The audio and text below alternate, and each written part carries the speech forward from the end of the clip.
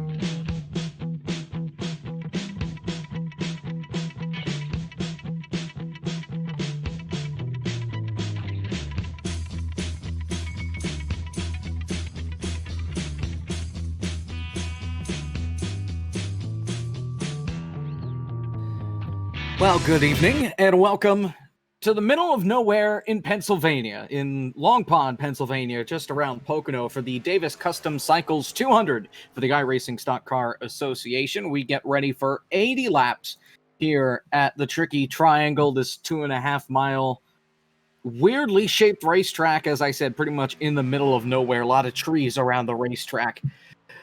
Brian Johnson, fastest man in practice, qualifying going on right now as we speak. I'm hearing an echo in my ears. I think it's our technical director, so I'm not sure what's up with that, but whatever. About halfway through qualifying right now. Brian Johnson coming off turn 3, getting ready to set his first lap. And it is not the fastest lap in town right now. Currently sitting on the pole, Kyle Feemster. Him and Caden Rush have had a beef going on for the past couple of weeks. And Caden Rush isn't here. It's just Feemster here. So we don't get to see any confrontations on the racetrack or anything like that between those two guys. Feemster was second in practice with a 53.223. Right now, he sits on top of the board with a 53.252.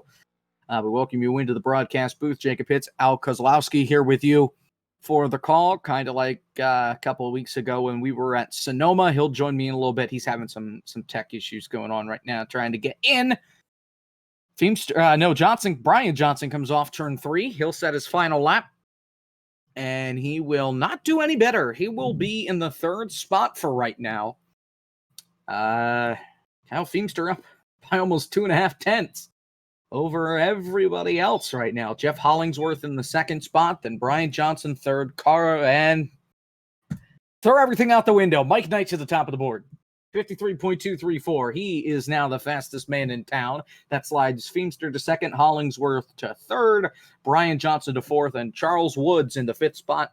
Jay Felton currently 6th, Gregory Hectus currently 7th, Sam Learer 8th, Harry Wills in the 9th spot, and Stephen West rounds out the top 10. We've got a bunch of drivers here. I believe it's 34 in total here for this race. As we get set to go, we're in the final minute of qualifying right now. And Kenny Powell, we've talked about him a lot throughout the season. He will not be here for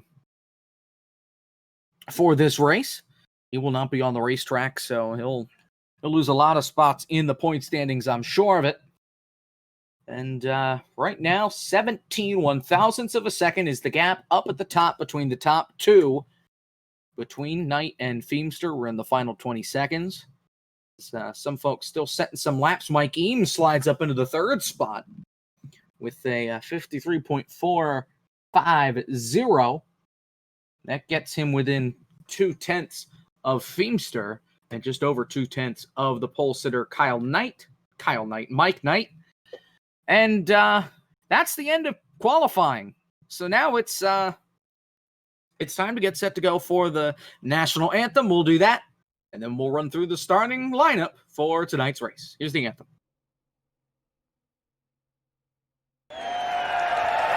Ladies and gentlemen, boys and girls of all ages.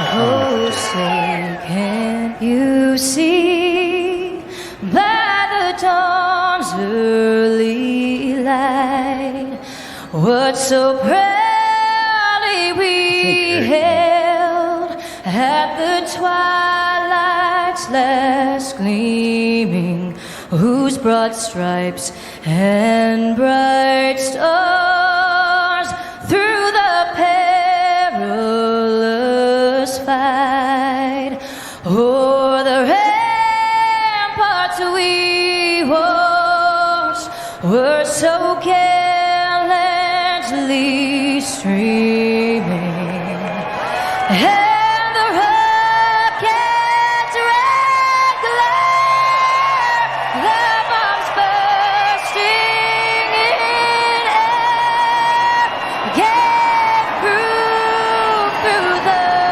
night that our flag was still there. Oh, say does that star-spangled banner yet wave? We have some new names in here. Michael Knight, I don't recall that name. O'er the land of the free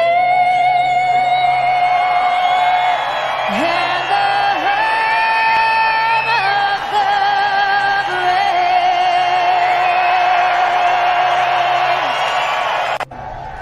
brave. Race fans, it is time for those most famous words in motorsports. Drivers, start your engines!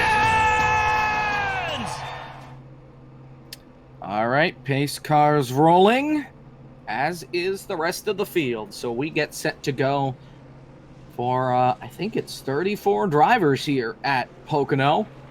As second place took a little while to get going. Now the rest of the field's rolling off. Let's take a look at our starting lineup for tonight's race. On the pole, Mike Knight in the 68 machine. He starts from the pole position. Kyle Feemster in the 38 on his outside. Then in the third spot, Mike Eames in that number 3 car. On his outside, the 97 of Jeff Hollingsworth in the Haviland machine. Starting 5th, Brian Johnson in the 4 car. Then on his outside, Charles Woods in the 40 car. Next row, Harry Will starts from the 7th spot in that 93 machine. Jay Felton will start on his outside in the 8th starting spot in the 8 car. Gregory Hector starts 9th in the number 87. On his outside, close out row 5 is the number 78 of Sam Lear. It looks like we've got Stephen West starting in the 74. He is in the 11th position. And Michael Shear in the 75 is coming out 12th on his outside. Christopher Johnson in the 2 car is 13. Marty Walter in the 511 is 14. Andrew Melvin in the 15 in the 37 car. And Ben Quimby in the 10 car starting 16th. The Nazi Major in the 82 starting 17. Austin Bulkey in the 25, 18. Jeffrey Smith in the 96 is 19th. And rounding out the top 20 will be the 83 of Craig Johnson. Well, we've got half the field left to go, and the field's coming off turn 3 right now. So we'll hold the rest of the grid off. You'll see them when we get to them. Pace cars in, green flags out. We're underway at Pocono for the 3rd race on the season, and they're heading down into turn number 1. Everybody double file, a couple of stragglers out in the back, still side by side for the lead as Hollingsworth is able to slide into position. Feemster up high, and it looks like Knight might be able to get the run. Can't quite clear him out of turn 1.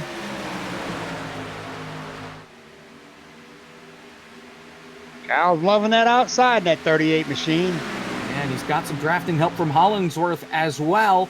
Down into turn number 2, 3 wide further in the back. Knight is able to clear for the lead. He's sideways and is able to save it. Everybody else is able to make it. One car dives onto the apron after getting sideways. Not quite sure who that was. That was Marty Walter in the 511. He's all over the place. They were almost 4 wide in the back of the pack, but they come off turn number 3. I might have called it turn 4 earlier, but off turn 3, crash. Craig Johnson's around, front straightaway, into the inside wall hard. One of the Johnson brothers just left us here. That's a rough hit he took there. That's probably going to put him out of the race. Ron Hollyfield involved, as well as Brian Tong coming off turn number 3, and it looks like Johnson just got a little too wide off turn 3 and caught the outside wall, came right back down into traffic. He was up there at 27, and Matt Cisner was right inside of him. Yeah, but he had a long way to go. That thing just got tight on him and hit the wall. Nowhere to go for Hollyfield. Just kind of collected in there. Great job, I think. Well, maybe not.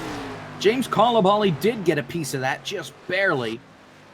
Other than that, everybody else appears to make it through. So a 4-car accident at the end of lap number 1, and it's going to destroy that 83 of Craig Johnson and at least wound a couple of others towards the back of the pack. As the field's now trying to catch up to the pace car, they have to pretty much go around and do a full lap. Pace car, I'm not sure even where it's at. That sits over. Well, we'll find it sooner or later. I'll find it sooner or later. There's the pace car coming off of turn number 1. So we got almost a full lap in. The leaders did, cars behind him not so much, and I'm surprised that they got through turn number 2, because turn 2 is one of the tightest parts on this racetrack. You're almost full throttle going through there, and you're almost wrecking it through that corner. You don't want to be on the outside, definitely, on any of these turns, 1, 2, or 3. The cars drift up quite a bit from the inside line to the wall, towards the wall. So if you're on the outside, you're either A, going to hit the wall, or somebody's going to hit you and you're going to hit the wall. Either way, you're going into the wall. So you try to run that low line as much as you possibly can. And as we've seen when Feemster in the 38 was trying to get around Mike Knight on the high side, he had to lift. Yeah, Knight was able to send it in, had a little more grip on the bottom of the racetrack and made it work, even though he almost wrecked it. coming off turn number 2 anyways. That will work for about 4, 5, or 6 laps until these tires get worn in, and then you've got to start doing some lifting, and you'll even see some occasional braking. The laps will get slower as the tires get worn out in this track. So pits are open. Kyle Feemster doing the little gotcha thing. He's thought about coming on, now stays out. Everybody in the top 10 stays out. We'll keep going. Everybody in top 20 stays out. First car to pit, Brian Tong. He was involved in that accident. Paulo Volley's also on pit road. Valenzuela is on pit road. Paul Olson, Corey Walters, and the 83 of Craig Johnson with a lot of front-end damage on his machine. He'll come on to pit road. We've still got guys catching up to the pack. Dalton Mobley in the 7-7, the 56 of Matt Hornbuckle, and the 12 of Michael Doyle. They're still coming through turn 3. The leaders are coming off of, or in the middle of turn 1 right now. I'm wondering if they pitted. They might have pitted. You're going to see some of these guys strategizing here. Oh, the 90 of Ron Holyfield takes it sideways on pit road, leaving his pit box. He's got some excessive damage on the back of that 90 Smith & Wesson. Ron Holyfield does, or Holyfield. White is also back there. He's finally catching up now. It appears that there's nobody else left. But an interesting way to start here. All right, Jacob, let's curse the field. Let me call out my pick to win here. I am going to go out on a very large limb. And I'm going to, well, no, I'm not. I'm going to stay with my driver from last week, Brian Johnson. I watched him during practice, and I think he's able to manage his tires quite a bit here. So I'm going to my first pick is going to go with Brian Johnson in the number 4 machine. And then I will back that up with Kyle Feemster in the 38. Those are my 2 picks. There's so many cars here. I'm actually losing some on the racetrack right now, it appears like. I'm not sure what's up with that. Mike Knight has looked strong. He was up in the top 3 in practice. Double check and make sure I was right. Yeah, he was in the 3rd spot in practice. And he set a faster lap in qualifying than he set in practice. So, I mean, it looks like he's only getting faster as time goes on here. There's still a long way to go, and we're going to have to see how these guys save tires. Because I don't expect it to be a caution fest here. I would expect it to be only a handful of yellows, 2, 3 at the most. I expect it looks like Matt Hornbuckle in the 56 is back on pit road. I didn't see him involved in that. He must be doing some changes on that because they only have, I believe, they have 4 sets of tires, including the set they started with at this race. This could be something on maybe fuel strategy. It does. It looks like that was a fuel stop. He's already rolling. Did not take tires, just a fuel stop for Hornbuckle. We'll see how it pays off for him here. As the field comes down the long pond straightaway, and we get ready for the restart.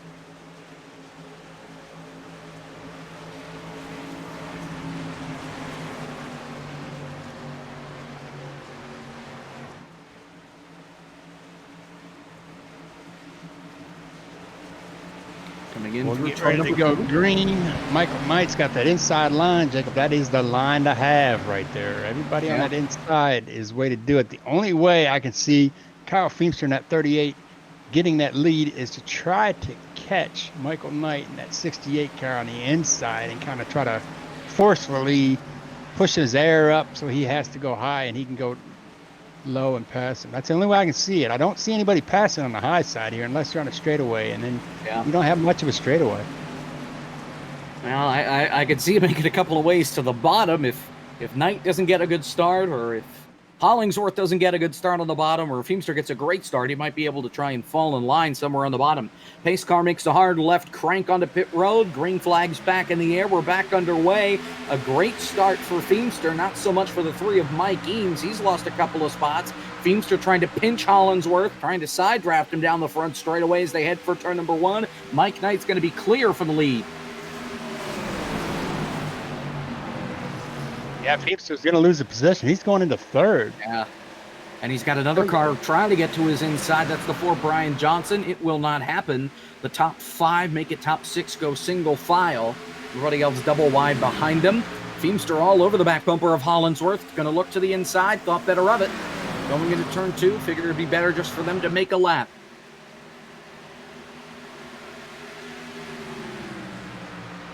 Down the short stretch, down into the sweeping turn number 3. Feimster gets right towards the bottom of the racetrack. Lets that car slide up a little bit. And Mike Knight will lead another lap as everybody comes off turn number 3. And no accidents. We're able to. And you'll notice this has only got 3 turns for those folks that have not seen this track before, and they are all different bankings and different angles, and it's really hard track to set a car up for. Yeah. We've got there are 3 turns based off of 3 different racetracks. I know Indy's one of them. I don't remember the other 2, of course. It seems like they talk about it every time people come here.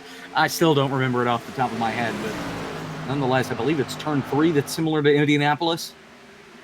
I kind of think Homestead feels like one of them to me, racing the track. This track was really enjoyable to run until we had a new tire model that come out, and it made it a little bit tricky. Well, they call it the tricky triangle for the reason, I guess, and if the shoe fits, might as well keep it on.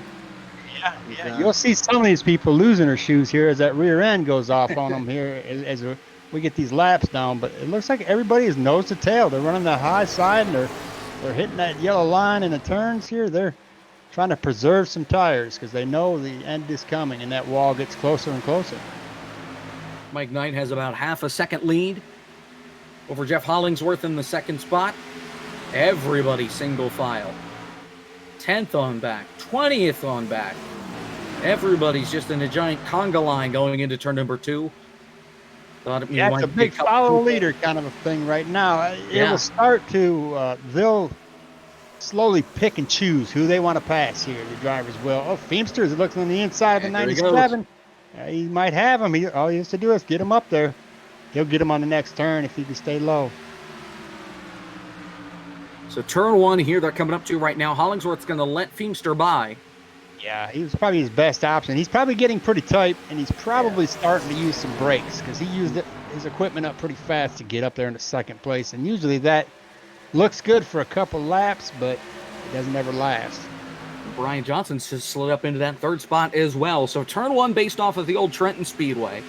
Turn 2 is the one that's based off of Indianapolis here, which they're coming up to right now. And then turn 3, which they'll get to in a moment, that turn based off of the Milwaukee Mile. That makes sense. I forgot about Milwaukee. Go. Yeah. But, just going through the field, Matthew Cisna coming off turn 2, sliding that thing, trying to crank it to the inside of Dalton Mobley. He almost went around. Everybody able to keep the noses clean so far after that lap 1 crash. Battle going on at the back there with 6. Well, 6th spot had a battle. Stephen West and Harry Wills. Wills will go to the inside, and he'll take that spot away going into 1. West going to try and cross him over. Won't be able to do it. Move Wills up into the 6th position. Another battle up towards the front. Brian Johnson giving up 1, make it 2 spots.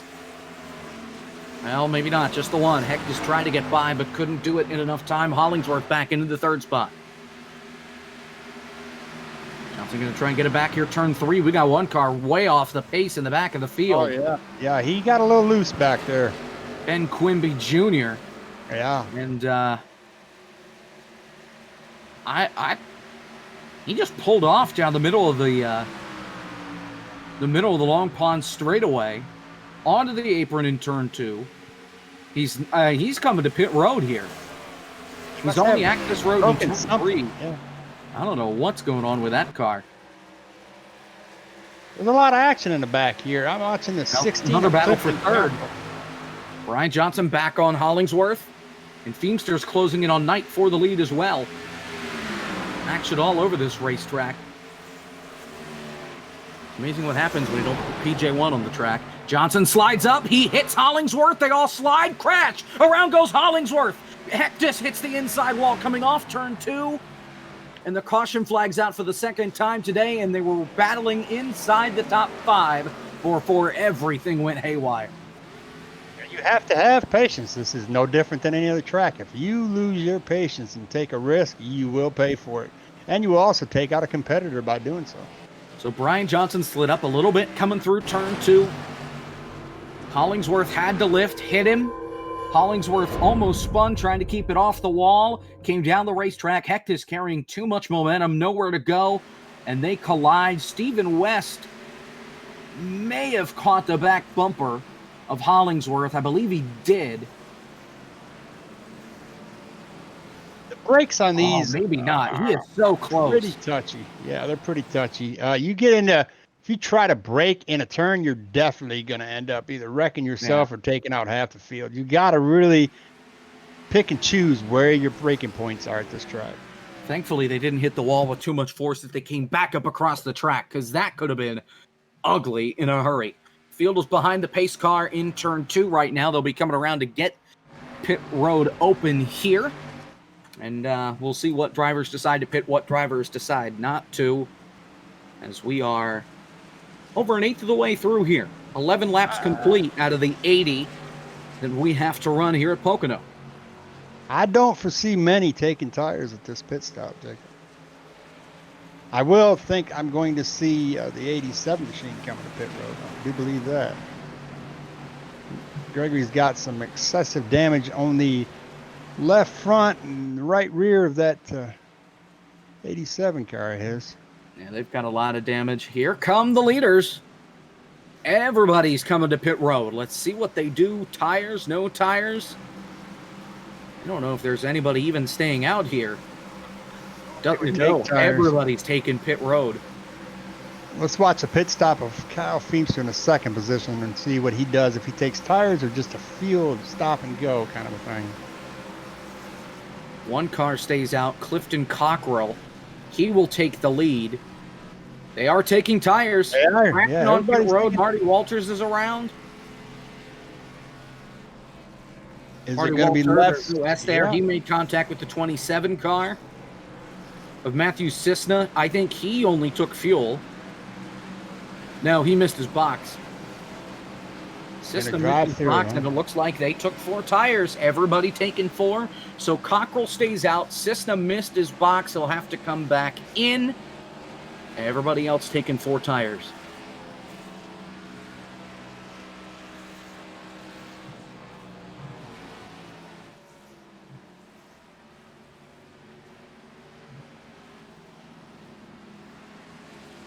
Jacob, I just noticed Michael Knight in a 68 car is running the ISCA logo on his front of his car, just above the windshield.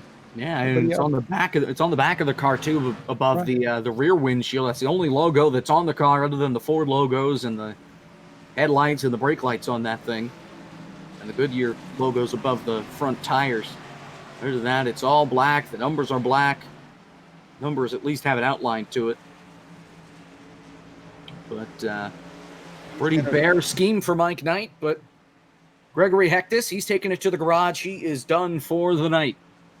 So after running up inside the top 5, his night comes to a close after a crash on lap 11. And Cisna now comes onto pit road after he missed his pit stall the first time around. So Clifton Cockrell is committed to staying out here on these older tires, and he's going to get eaten up in a heartbeat here. Oh, he's going to cause a big cluster. Yeah, it's going to be a problem. Field doubling up right now. They've gotten the 1 to green from the pace car. Quickie yellows were the best invention ever, especially for the larger tracks here like Pocono, where we're not doing 10 minutes under caution. Got some people sorting themselves out in the back of the field right now, most likely because of penalties and whatnot. And this is not going to play off well for Kyle Feemster in the 38, because he is going to start behind Clifton Cockrell, who's, I'm going to assume on older tires, is not going to get a great restart. Well, he could always go to the bottom and make it 3 wide. Typically a move we see saved for the end of the race. We could see him just go balls to the wall going down into turn number 1 and try to get to the inside of him and get by him.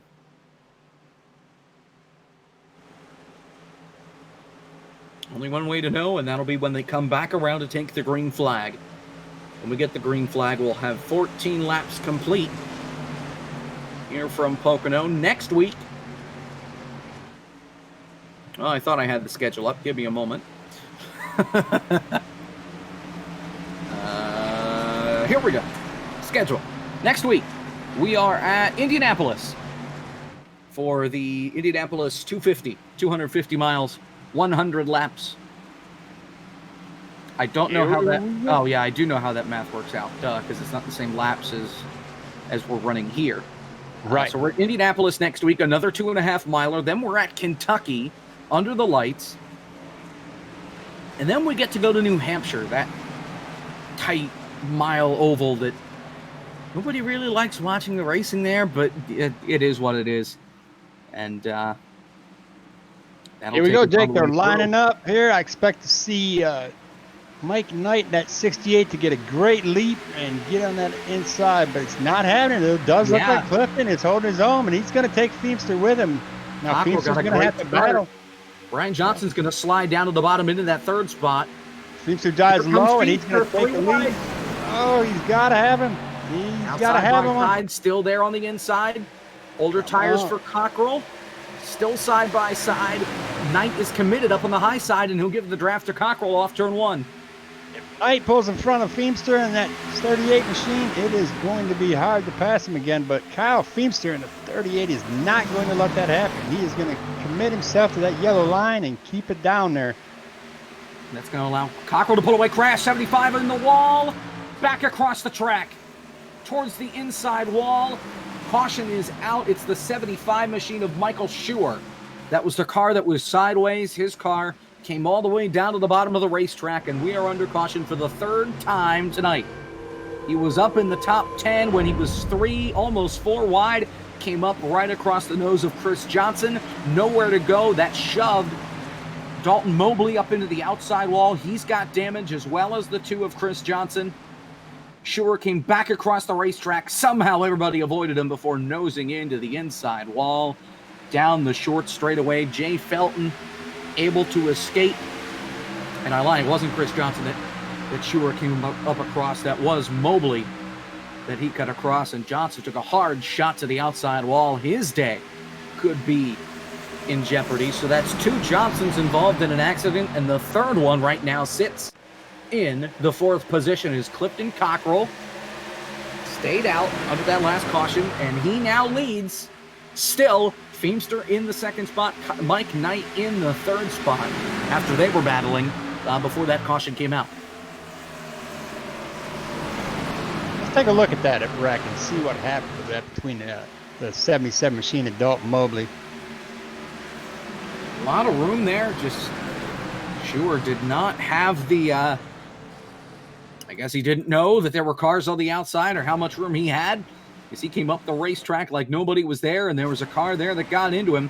He was sideways coming off turn 2 to start. It looks like a little net code, too. He caught the 77, caught the right rear corner of the 75 and took the air off of him, and that's what spun him around, and he got spun right into, looks like he got spun into one of the Johnson brothers there. Yeah, the 2 of Chris Johnson. Yeah. Evasive action for Andrew Melvin. He barely made it through there on the inside of the track. And you're right, a little bit of net code was the reason that Schuer got sideways initially. But either way, I think there still would have been contact, because that 75 was coming up the racetrack even before the net code was happening. And well, the net code certainly helped him come across the racetrack more, but I think there still would have been contact. We see the 77 of Dalton Mobley on pit road getting his service done. Schuer's on pit road as well as Chris Johnson. Colabali's on pit road. Michael Doyle's on pit road. Cecil Keith. Clifton Cockrell continues to stay out. I do not understand Clifton's strategy. He might be believing that if he waits it out, he might know he's only got 4 sets of tires, and he's going to use these up, because he's only had 17 laps on this, and he's still running on the same field he had when he started the race.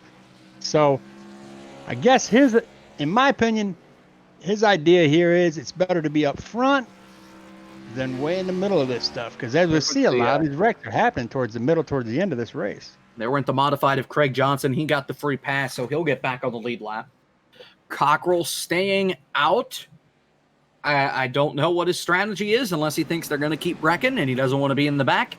He'd rather be up at the front, so eventually he could get on the same tire strategy with everybody else. But you also have to think about fuel. He's got to be saving, I would think, some sort of fuel so he can pit with everybody else, depending on how late they intend to stay out. I tried to find something on how long fuel lasts here. Unfortunately, I couldn't find anything, so I'm going to go out on a limb and say I think we're at a 35 to 38 fuel run here. it sounds close to being right if it's not right. I think it is around somewhere in between 30 and 40 laps. I think it's closer to that 30 range. Pace car comes across. Lights go out.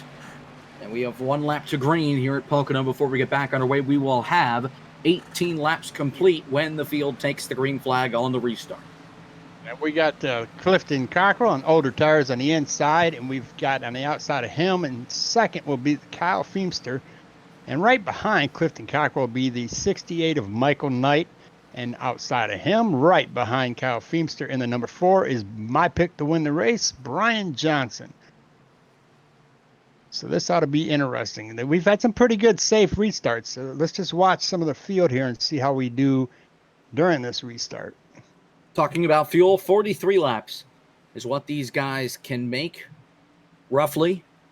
So anywhere from about 40 to 45 laps on a tank of fuel. So right about halfway. So realistically, you only need to pit once for fuel. Tires are a different story. Cockrell may be trying to stretch his luck and only have to pit once. Maybe a second time late in the race if there is a late race caution. Other than that, I mean, 15 lap older tires compared to everybody else so far. They've been able to hang in, but we haven't even been able to complete a lap yet. Look at who's joining us up here in the top 10. Harry Wills in the 93 machine. He slowly worked his way up there. And Stephen West, he started back, I believe, in the 10th spot. He's up into 5th. He's had to avoid a couple of crashes so far, but everything has gone his way. Same thing with Andrew Melvin in the 10th spot. He narrowly avoided that last crash to put him in the 10th spot. So field comes through turn 3. Pace car will eventually make the hard left turn onto pit road. They come into the restart zone. And green flag will be back up in the air. There's the green flag. Cockrell takes off. Decent start for Feemster. Feemster looking to drop into the second spot on the bottom. He's got enough room there between him and Knight. Knight was asleep at the wheel there. And he's got Brian Johnson pushing on the outside. Feemster will not make it work, and Cockrell will hang on to the lead in turn 1 for now. Not for long. Kyle Feemster in that 38 is going to the outside. He's going to hug that wall. Yeah. What his idea, he's going to try to cut him off. He should dive now, and he will take the lead. And here comes Mike Knight up on the outside. He wants a piece of that as well. He's going to try and take second away, still side by side. He will get him. Coming off turn 2. That's been the tricky spot for everybody so far. Everybody makes it through. Now diving into turn number 3. Cockrell in 3rd. Brian Johnson all over him for that position. Further back, Harry Wills has creeped up. He goes to the outside of Johnson. They'll be side by side down the front straightaway.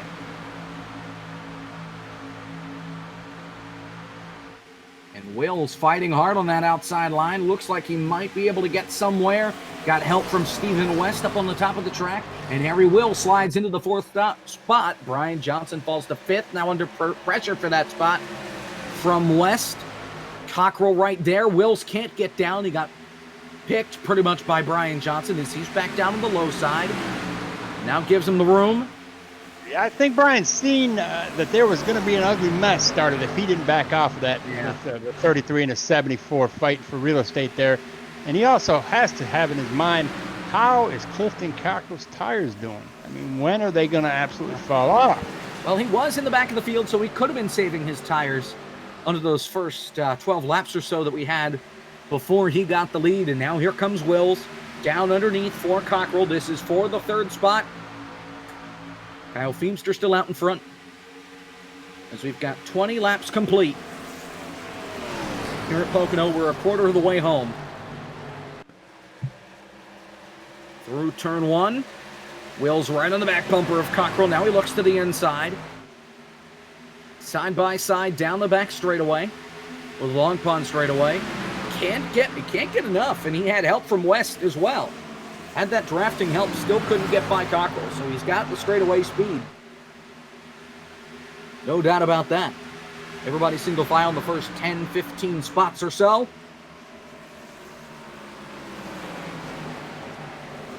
As Will's now looking again on that third spot. Side by side off turn number 3. West trying to help Wills get by. Cockrell again with the better straightaway speed, and he's going to be able to clear him going down the front straightaway. Never mind, they're still side by side. Wills sent it in, almost pushed Cockrell up the racetrack. New third place, Harry Wills. And here comes West underneath for the 4th spot. He's got some help from Brian Johnson. Trying to get by Cockrell. West on the bottom. They're going to go side by side into the tunnel turn. Turn number 2. Makes it work. Got a little loose. Brian Johnson thought about going 3 wide. Thought better of it. Yeah, the real estate squeezed up pretty quick there. So They are 2 by 2, 3 rows back here. Nice little mini pack we got going on as Stephen West takes the 4th spot. Cockrell got a little loose there coming off turn 3. Able to hang on. Brian Johnson now breathing down his neck. Same with Mike Eames as he has slid into this position. And behind them, we have a battle for, looking at 9th and 10th. Jay Felton in the 8 and the 78. Sam Lear, he was involved in an earlier wreck. And the 37 of Andrew Melvin. They're just battling the top 10. Somebody wants that real estate. And you got And it Brian looks like Fallon on the Brian outside of Johnson the is top falling 10. back in that 4th round. That was not a good corner for him, turn 1, at least exit-wise. They go down into turn number 2. Melvin on the outside, Johnson on the inside. Jay Felton right behind him, ready to pounce. I believe that's a new paint scheme for the 8 of Jay Felton this week, is it not? Is he doing that GTX? It might be. I'm not 100% sure.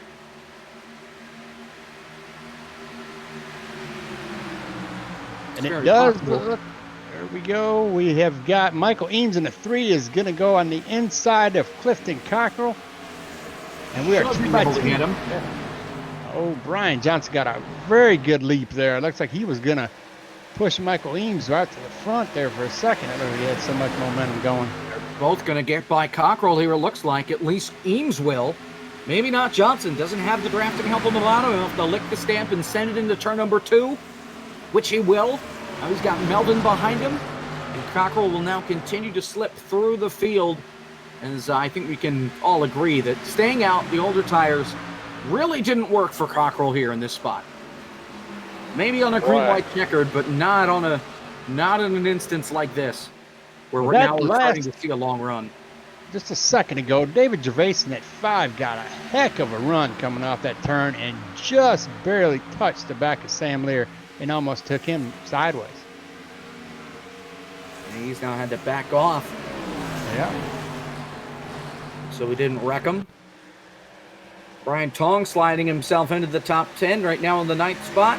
Right now in the 10th spot, fighting for 9th between himself and Clifton Cockrell. On his old tires, Clifton is holding his own. I am very impressed. Holding his We're own talking- in some stretch, but he's got some better straightaway speed than these other guys. But in the corners, he is struggling because We're talking about the they're rubber. 16 started 26 and the 7 started 25th. So they might have done like you said, Jacob. They might have saved tires back there. Well, David Gervais, he started in the back.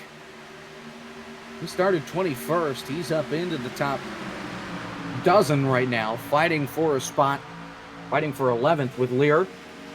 As everybody's single file once again, just kind of fitting in line. But you can tell there's a clear gap between Felton and Cockrell right now. There you can see the difference between the older tires and the newer tires, but it's tough to get by somebody on the older tires when they're running pretty similar lines to what you're running. Take it back up to the leaders. First and second. Kyle Peepster in the 38 has a consistent 0.3 of a second gap between him and second place. Tokyo drifting it off turn 2. I mean, he was dead sideways. Had the wheel turned right more than he did turned left. See the back bumper of that thing slide around on him. There's a battle for 6. Mike Eames, Andrew Melvin, Jay Felton there as well. Still side by side. Big gaggle of cars still behind him. That's Cockrell holding everybody else up. But Melvin looking to get by Eames. And going into turn number 1, he will. Boy, the 5 of David Here Gervais. comes Gervais. Oh, Woo. Almost got What? hit by God. Sam Lear. Lear, yeah. And we look at Matt Hornbuckle in that 56, or I'm sorry, 36 is Curtis, and then the 56 is Matt Hornbuckle. They're riding together. Jeffrey Smith. They're all over each other. Goodness gracious. You would think we got 2 to go. Yeah. We haven't even hit the halfway point yet.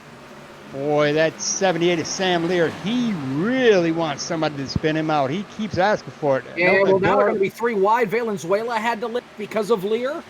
All over each other. Cannot be happy with that 78 car right now.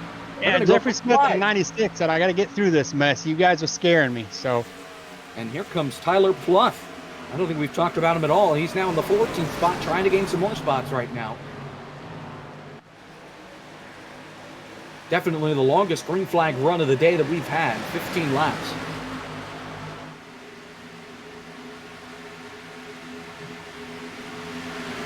Sam Lear was in that wreck earlier, I believe, and he must have some front end damage because he is trying his best not to lose positions, but he is going to cause another wreck if he doesn't calm that down a little bit here, because these guys are wanting past and they're giving all they can, and he's just fighting them tooth and nail. Yeah. You also have to think about his tires are probably going to be pretty worn. If this run goes any longer with how hard he's fighting, as now they're starting to get to Cockrell. He's outside the top 10 right now in the 13th spot. His tires are now 30 laps old. Yeah, he's probably racing on jello right now. He's regretting that not stopping idea. 28 laps old right now. So here comes Pluff. He's able to get by Cockrell. Now still fighting with that 78 to Sam Lear. You can tell Lear's kind of holding this group up. Almost beating him, banging down the Long Pond Straight, headed for turn 2. I'm going to guess we're going to see the 16 coming on pit road here in a lap or 2. Jacob, I can't believe he's going to stay out. I would think he's going to pit. I think we'll see Clifton Cockrell pitting. He's fighting that thing. I'm watching his in-car. He is fighting. Well, maybe if there's not a caution first from the guys up in front of him. Pluff is going to slide up and clear Lear, and here comes Cockrell. You just talked about it. Cockrell's on pit road. Great call, Al. Yeah, I can see that coming. Now, he was fighting that wheel from his in-car. I mean, he had turned more right than he was left, and then left more right. He was all over the place with that wheel. Pluff and Lear fighting for that 12th spot still. Lear kind of sent it in. Pluff had to go a little wide. They'll be side by side. Valenzuela and Hornbuckle right behind them. Watch Hornbuckle in the 56 dive in underneath the 78 there of Sam Lear. Valenzuela. And he's going to clear him. Oh, yes, that is Curtis, but he almost got turned. I don't know what Sam Lear's doing, but he is going. Oh, he did it. He turned him. Around. Lear up in the air. The 30's around. Keith White, Charles Woods piles in.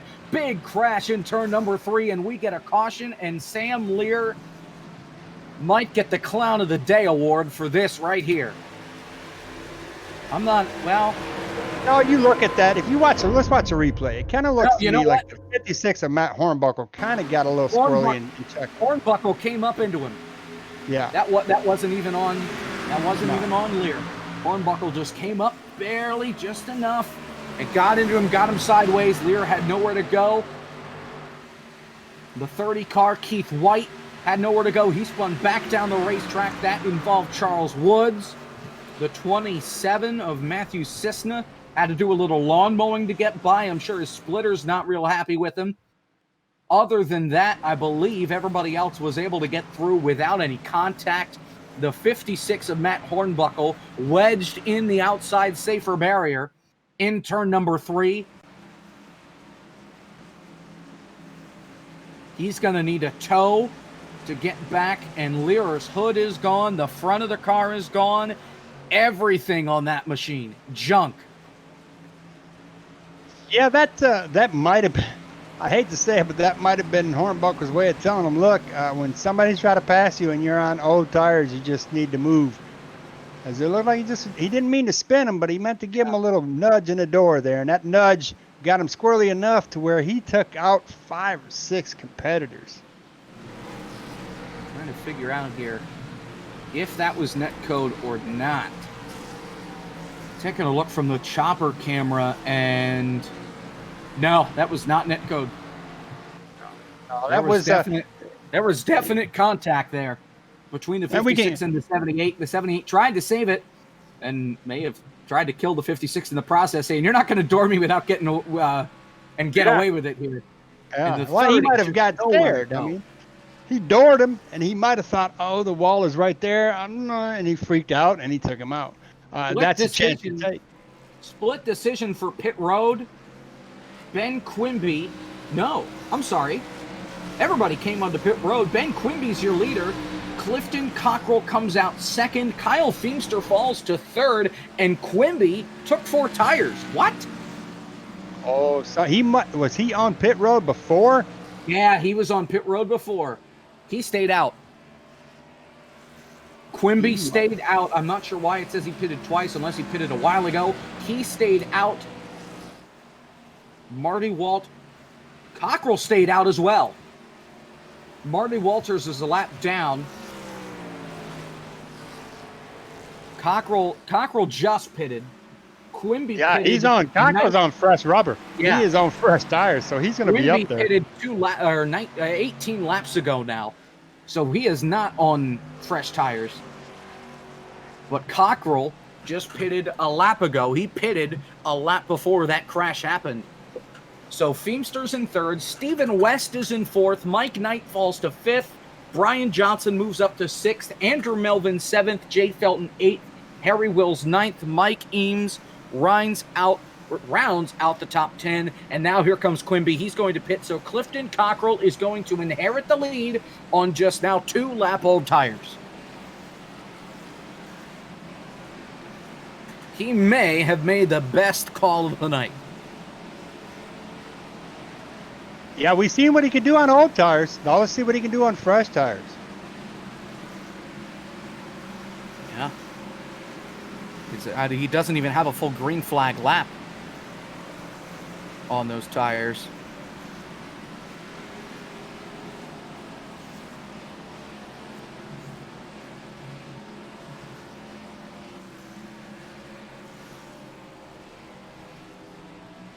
Field doubling up right now. And that's going to put Stephen West in a 74 right behind Clifton. And Stephen West has came up quite a distance. He started 11th, and now he's found himself in third. So he's either very lucky to get through some of these melee of wrecking, or he's got a fast hot rod underneath him. Hornbuckle and Lear, they're stuck on pit road. Keith White is going to be 1 lap down. He is back on the racetrack. No, I'm sorry, he is on the lead lap. Just barely. He must have just gotten out before the pace car went by, because he was sitting on pit road for quite some time. He had a fair bit of damage to that machine, even with he did make some pretty solid contact, but still surprised to see him sitting on pit road for that long. Only 1 retirement so far. Gregory Hectus, the only one to retire from the event.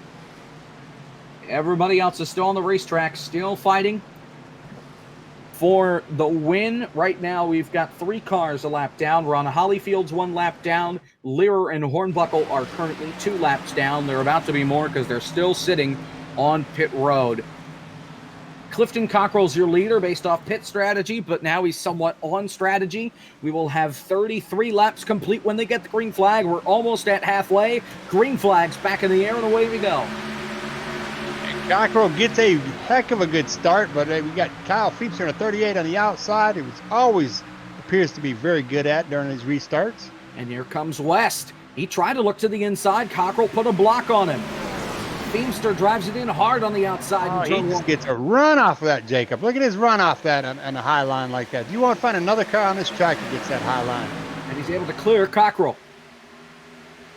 Down the Long Pond straightaway. West in third, Mike Knight fourth, Brian Johnson fifth, top 8 or so single file. They go into turn number 2. Wills and Eames, they were all over each other. They come off the corner. You see, Feimster got a boost. Here comes Cockrell back on the outside, still side by side. West in third. Where's Mike Knight going? All the way up to the wall. This isn't This is an auto club. I don't know what he's doing up there, losing a lot of time. Cockrell will lead this lap. Feemster second, and Mike Knight somehow made the outside line work in turn 3 and passed Stephen West. Now West is back on his inside, side by side for fourth.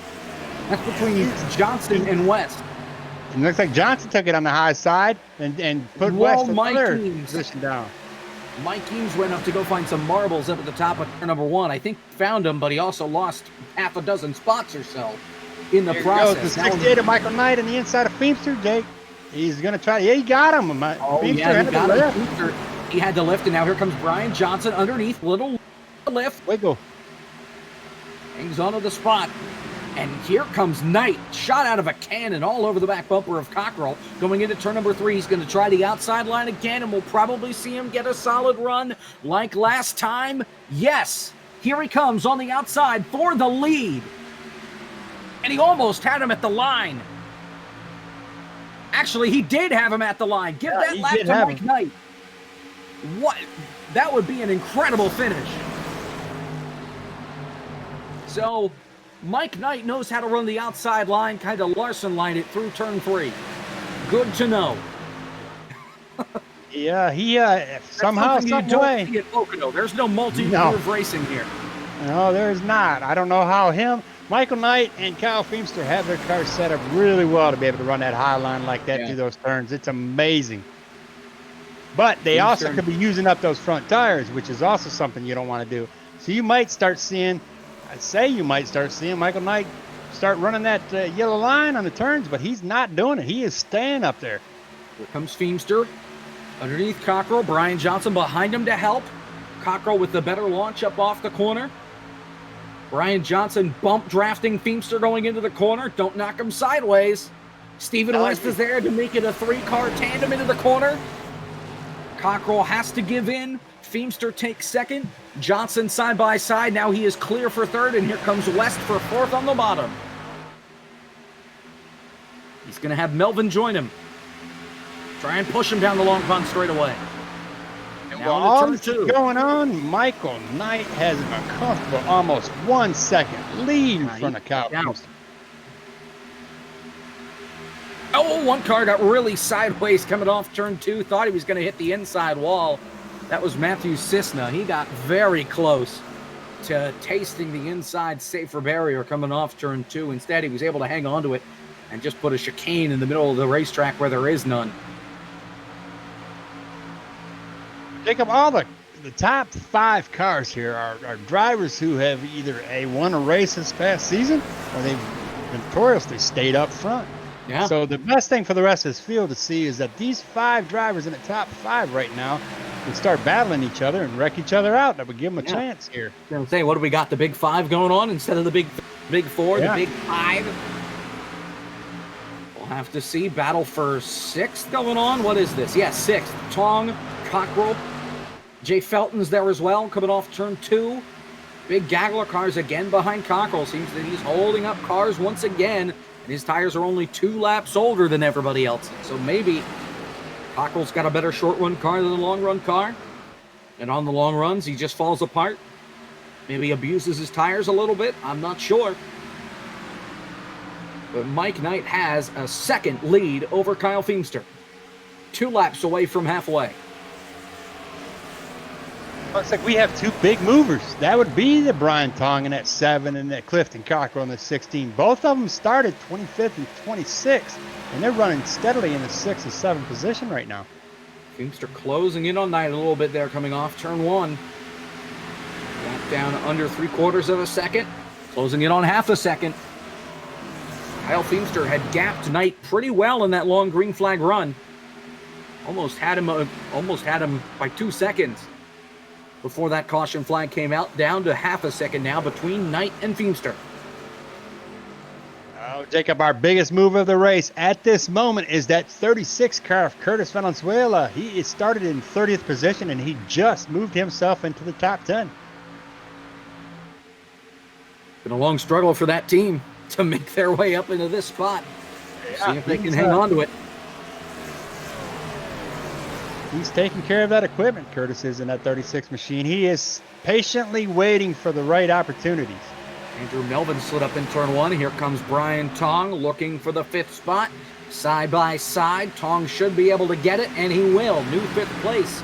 The 7 machine of Brian Tong. Jay Felton gets by Cockrell going into turn 2. That's for 7th. And it looks like we're going to have the 93 of Harry Wills is also going to go past the inside of Clifton Cockrell, and he takes over the position from Cockrell. Cockrell is losing. I mean, he was doing real well, but now that he's in the draft and he's got all this draft around him, he's got clean air. He's in dirty air, so his car is not handling the way it was. And it just seems like that car is not meant for long runs because we've seen him sink through the field twice now after a restart. On the first couple laps, he was okay. Once he started to get heat into those tires, the car just would not drive as well as it did before. Mike Knight is your leader. Kyle Feemster closing the gap in for the lead. It's been. It looks like they're pushing Sam Lear into the garage. He's going to call it a night. Bad night gone worse for him. Whoa, Mike Knight drifting it through turn 2. That's one way that Feemster's going to be able to catch him and put some pressure onto him. This time, well, we are halfway now. So we are officially halfway. And they could be close to making it. Well, maybe not that close to making it to the end on fuel. They'll probably have to pit one more time. So another caution. Oh, Feemster is going to the inside. Feemster for the lead into turn 1, side by side. Got it. He just pushed it in there. He just forced the door open. Knight trying to maybe get a crossover too far back. Kyle Feemster back to the front.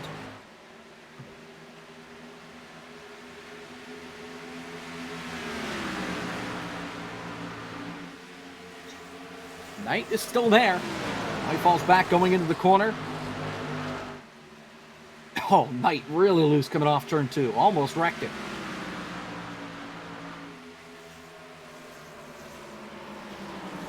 Trying out a hot line again. The 8 of Jay Felton is going to the inside, and he wants Brian Tong. Brian Tong lost some positions there.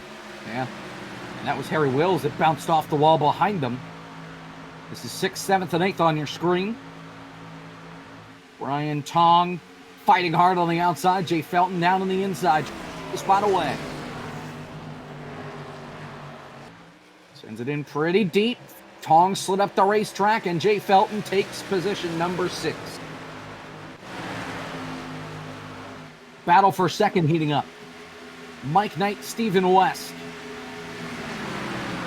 Stephen West goes to the inside, but that doesn't always. Oh, he gets a little loose on the rear there. They both got loose there. Nobody really has a clear edge coming off the corner. That's going to open the door for Brian Johnson. He's going to pace. He sees what's going on, and he's going to. What lane do I choose? He's going to go to the low side, and he's going to try to get that past outside line is not working for Mike Knight. It's turning out how I expected it to before. Not work at all. Brian Johnson almost made contact with him. Had to lift. Here comes Andrew Melvin on the high side. But Stephen West right now is on a quest for the lead, and he's one spot away from getting it. But he's a second plus behind your leader, Kyle Feemster. As where is Andrew Melvin going? Way up towards the wall in turn 1. He's got Felton all over him, but he's all over Brian Johnson as well. He's not giving up. He is right on the bumper. He's not even going to try and pull out and make it pass. Stays in line. Through turn 2. And Jay Felton in that number 8, he has fought his way back up here, and he wants to be in the top 5. Felton's had to claw his way through the field. He's avoided some mayhem, that's for certain. Brian Johnson gets high here, and we've got Andrew Melvin in the 37 is going to take the low line this time. Will he get it? Is Brian Johnson in the 4? Good. He's tight. He's going to lift, and Brian Johnson is going to back out of it. Brian Johnson gives him the spot. Brian Johnson continues to slip through the field. After starting up on the front row, it hasn't been a day he's really enjoyed. He's been in top 5 for a while, but now he's outside of it. Sits in the 6th spot as Jay Felton's able to get by him. It looks like Kyle Feemster just set this thing on cruise control. He is almost 1 1.5 seconds. Well, in but front that of Stephen gap, West in second. that gap has been relatively consistent between himself and West, and as soon as I say that, it shot up 0.2 there. But it really hasn't been a monstrous gain for Feemster for now. I think that might change. But Yeah, think that- 1.5 seconds is a huge gap at this track because at this track, you're right, yeah. Yeah. Caution. Oh, we have a caution. We have a crash on the front straightaway. It is Paul Olsen, maybe? Looks like Or did they Keith crash White. in front of him? Oh, there was a car stopped in the middle of the racetrack. Tyler Pluff just died. It's Tyler like Pluff, it's like his wheel came off the desk. He went down, he hit the inside wall. The car it slammed on the brakes. It was sitting in the middle of the racetrack up on the high side, and he got absolutely kablammied. Yeah, I believe he had some Nazi technical Major. difficulty. He went flying through the air like a piece of paper. Austin Bulkey, the other pink ally car involved. Corey Walters involved. We just had a death here at Pocono. What in the world? We saw a punt, a pass, and a kick in the same crash. Munazi Major went to the moon and came crashing back to earth after Tyler Pluff's car was vacated in the middle of the front straightaway. Yeah, it kind of looks like something medically happened with Tyler Pluff. He might have fell asleep or something and went to the hit wall. The inside fence. He went all the way down on top of the inside wall and nosed into the infield fence. That is unbelievable. I've never seen anything like it. Oh, the pirouettes. We've got these two pink cars, the 25. And the 82, they both got involved. In fact, it was the 25 that punted the 82 to the moon. Austin Bulkey got him right in the roof. Out. Munazi Major, Tyler Pluff, Corey Walters, immediately to the garage. They are done. Major got reverse Newman. Instead of getting hit above the driver's door, he got hit above the passenger door on the roof, and that's what sent him up twirling into the air. Oh, that was pirouettes. I mean, it was beautiful. A wish we horrible had some- crash here at Pocono puts us under the fifth caution here of the night. Past halfway, we're on lap 47. 46 laps are complete. Pits are open. If they pit here, they can make it on fuel, and most of these guys will be pitting to get their third set of tires on, watching to see if there's any brave souls that decide to stay out. Ron Well, we know Hollyfield it goes without saying that we're down. probably going to see Tyler Pluff, the Nazi Majors, and Austin Bulkey pulling their cars into the garage and calling it a night. Well, Pluff has already called it a night. Bulkey Nazi and- Majors he's going to enlist in the Air Force because he already has his wings. So Yeah, he took flight tonight, and I'm sure he hopes that's the last time it'll happen. We'll have to see what happens at Indianapolis next week. Cars storming off pit road. Kyle Feemster will win the race off pit road. Stephen West second. Mike Knight third. Jay Felton fourth. Andrew Melvin fifth. In your battle off pit road. oh, there was Kyle a Feemster clear battle. Feemster, we have that. retains the lead and may have just put himself in a spot to go to victory lane here at Pocono. I know there's still a long way to go, but he has looked unstoppable so far tonight. The battle. Did you see the battle with the 36 of Curtis Valenzuela and 5 of David Gervais and a 96 of Jeffrey Smith coming off? I pit saw road? they were full wide back there coming off pit road. So Oh, they all wanted some real estate. That's probably the only place they're going to be able to go 4 wide here. Is that right there? seriously. I mean, we have a battle.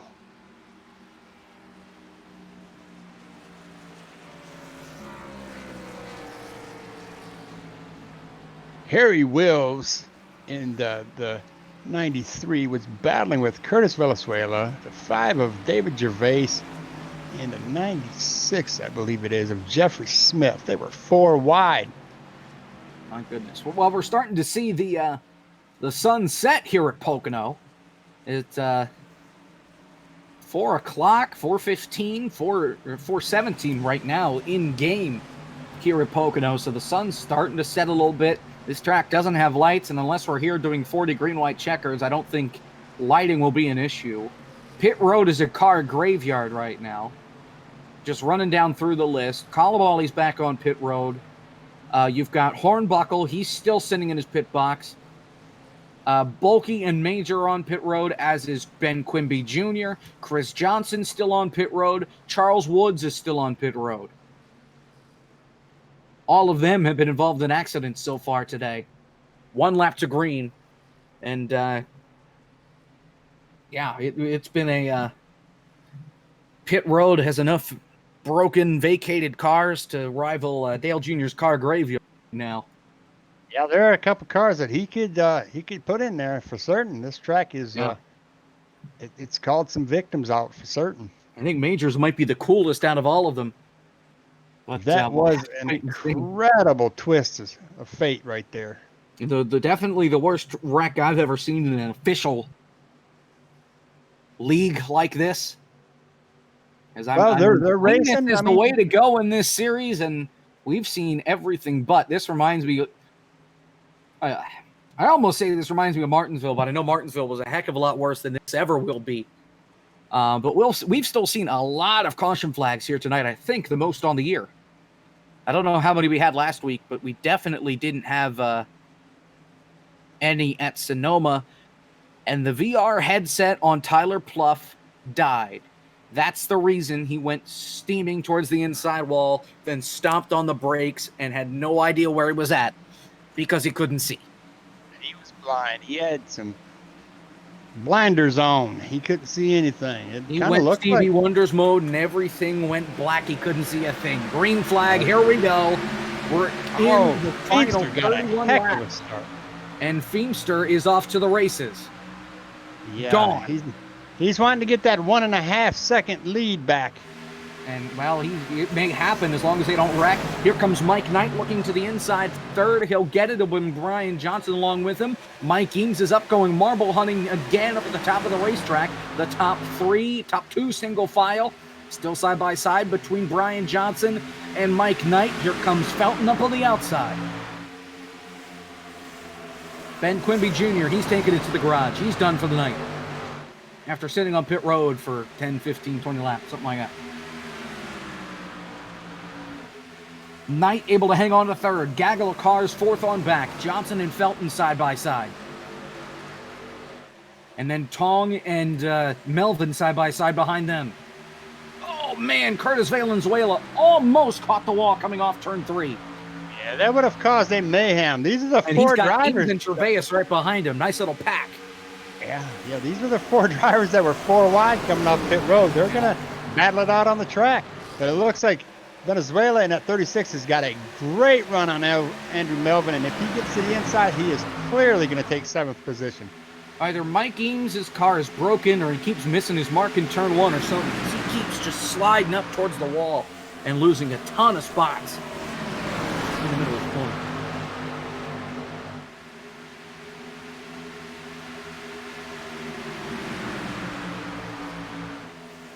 Down into turn number 3, the top 10 or so are single file.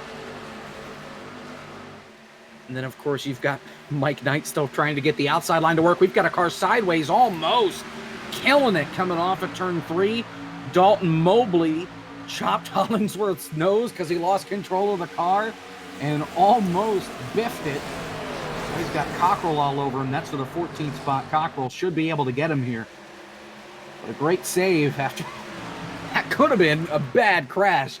We got the 37 of Andrew Melvin to the inside of Brian Tong, and that's going to be for the 6th position. He'll get him here.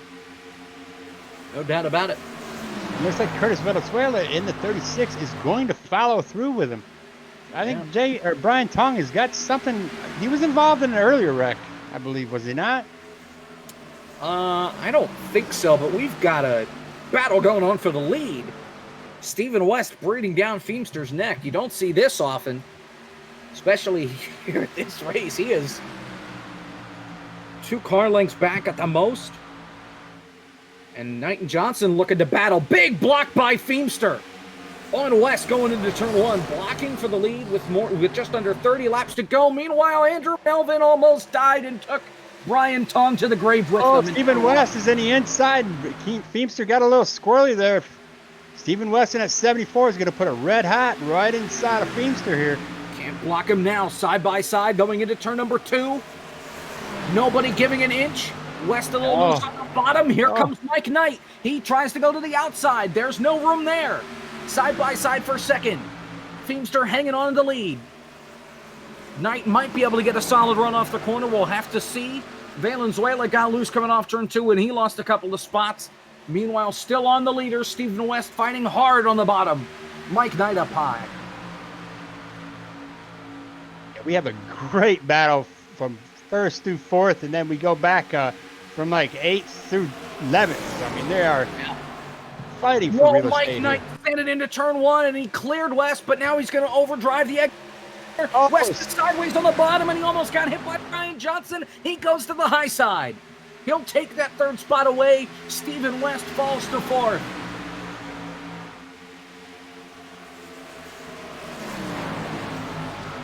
It kind of does look like Michael Knight wants to get back up here and lead this race in that 68 all machine. over him now. Yeah. The quest for West has turned into the quest for the rest as far as trying to take the lead away from Feemster, and Mike Knight's trying to be the one to do it. Let's not count out that 4 machine of Brian Johnson. He's been back here patiently watching this stuff go on, and he knows he's got roughly 25, 26 laps left before he's got to get up there. New Nazi Major Austin Bulkey to the garage, done for the day. No surprise there. But they've gone home.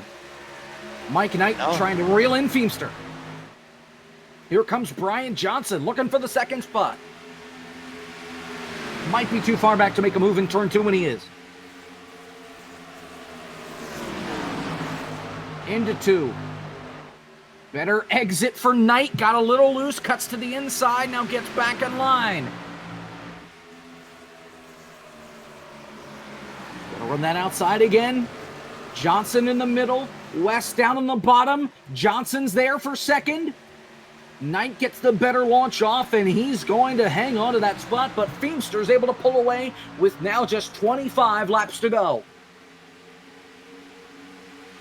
Oh, we've still got a problem back here. We've got the 7 of Brian Tong is just trying to keep every position he gets, and he's fighting with the 96 here of Jeffrey Smith.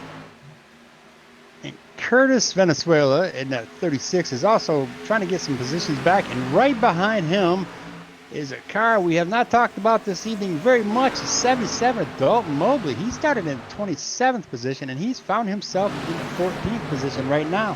He's been involved in a couple of wrecks. Meanwhile, Stephen West taking that 3rd spot away from Brian Johnson. He was really slow on this lap. He's fallen back towards Jay Felton and Andrew Melvin. Meanwhile, Stephen West closing back in towards the front. Mike Knight and Kyle Feemster still battling for the lead. 24 to go.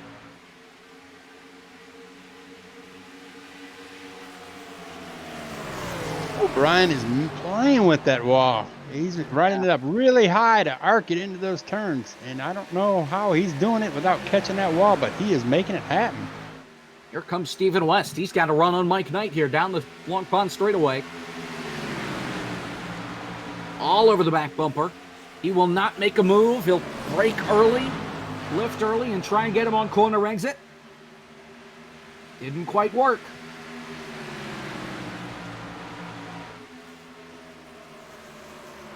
Now Knight starting to run the bottom line in turn. Oh, he got loose. He got way loose. What a save. He kept it off the wall. Amazing. But Feemster's now able to pull away.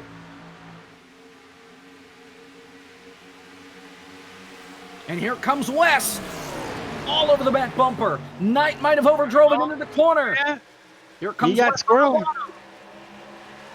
Woo! Sideways again. Stephen West takes 2nd away. But this battling is going to help Feemster pull away. The gap half a second.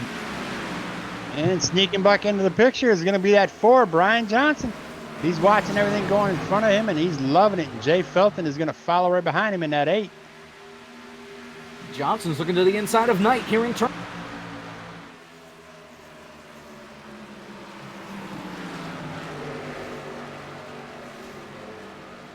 He might get him here, a little sideways. Brian Johnson to third. Here comes Jay Felton looking for fourth. Help from Melvin. Oh, wow. They're just running a huge train on Michael Knight. He is just being abused right now. Knight trying to get something out of that high side. Felton almost got turned by Melvin there in turn one. That was close. Knight gets a solid run off, but Felton and Knight are going to be side by side for that fourth spot.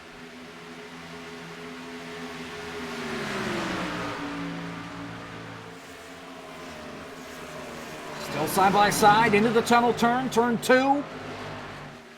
And a run on the bottom for Felton. And here comes 37, Andrew Melvin. He's going to do the same thing. I think Mike Knight's having issues with that machine of his. He may have overdrove it trying to keep up with the leader. Andrew Melvin still side by side. Got a little bit of a better run off the corner exit. So close to clearing him. Next time by, we will have 20 laps to go. Andrew Melvin takes fifth away going into turn one. They just have to keep him up against that wall right there, and he will lose positions nonetheless. Let's see, David Gervais is the next one, and he is slowly closing on Michael Knight. We haven't spoken much about David Gervais. He started in the 21st position, and he now finds himself in the 7th in that 5 machine.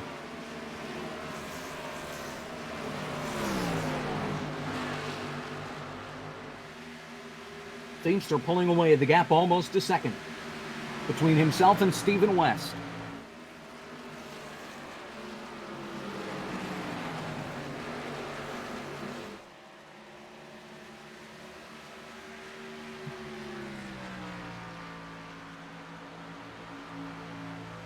Jacob Clifton Cockrell is still in the top 10 there. He's riding out there in that 60 machine in the top 10, trying to stay right in front of Brian Tong. And Brian Tong took the position. I spoke too soon. Well, he did for now. Curtis Valenzuela's right behind him as well. And they're 2 seconds back behind the next car of Harry Wills. So this field is pretty spread apart, as the gap is now officially over a second between the leaders, Feimster and West.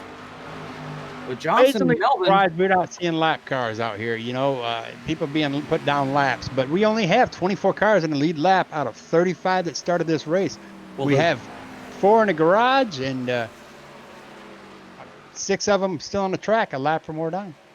The next car that they could lap is the 90 of Ron Hollyfield, and he's already a lap down, and they've got to go a long way to get there. He's in the middle of the Long Pond straightaway. The field's entering turn 1. So they're a little over a straightaway behind them.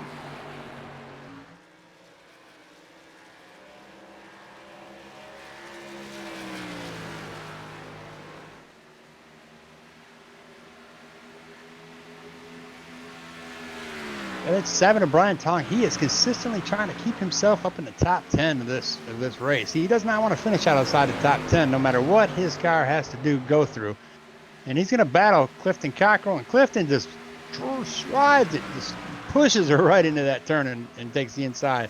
But that gives Brian Tong the opportunity here to get right on his bumper. Over him. Yeah. Sending a message. I didn't like the way you raced me there. No. Curtis Venezuela's like, looking, you don't stay off of him. I'm right behind you, too. Battle for second. Here comes Felton. Jay Felton for second, trying to get by Stephen West. Turn 1, is he going to be able to do it? Yes. West trying to get a crossover. Will not happen. Jay Felton to second. Can they catch Feimster? They're almost 2 seconds back. Well, this isn't a drafting track, so, I mean, they can get there and get on his bumper and try to push him up there, but all it's going to do is push him right into that wall. Yeah. So unless there's a caution, unless there's a caution and Kyle Feimster in that 38 and the leader right now makes a mistake, they're going to play hard to get to him. He's got almost a 2-second lead, Kyle Feimster does. Whoa, Stephen West. Oh. What a save. Stop turning left. Or anything. It just kept turning to the left. Andrew Melvin takes third. Here comes Brian Johnson looking for fourth. Won't quite get there. Battle for sixth. Mike Eames is going to pass Mike Knight going into turn 1 here. Bad day for Mike Knight here at the end of this deal. Just the wheels have fallen off the bus. Yeah, well, don't count him out yet. We could have another caution, and he seems to be pretty good for about the first 5 or 10 laps. So if he can play it right. By Stephen West. That's for 4th.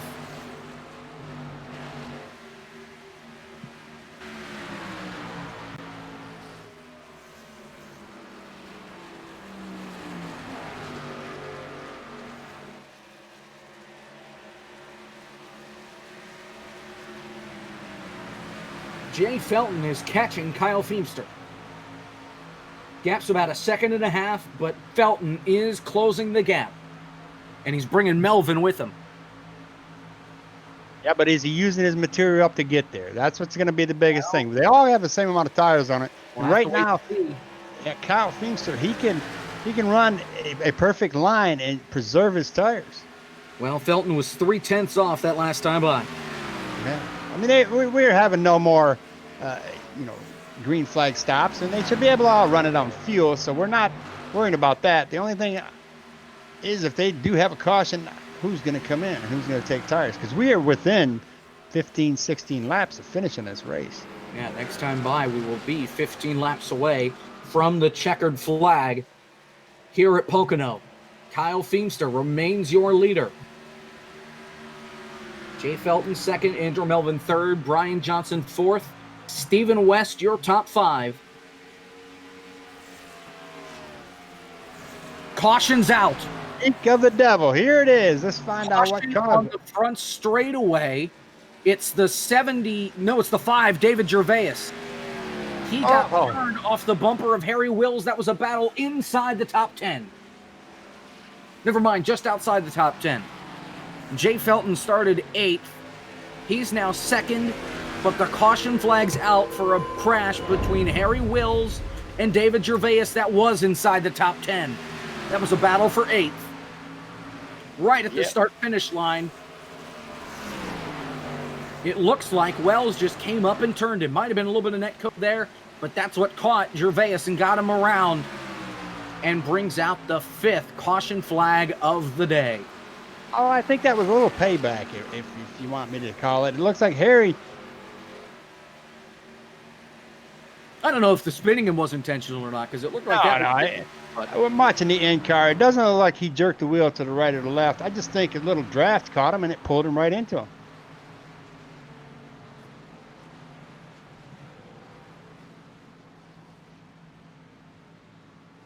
And he's another victim. David Gervais is another victim of running that high line. Yeah. You get loose on that low line and you have a car on top of you, the odds of you making it through it are slim and not taking both of you out. All right, Al, what do you do? Do you stay out? Do you pit? What are you thinking here?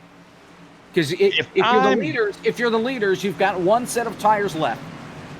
If I'm the leaders, I pit. I don't take any fuel, but I do pit.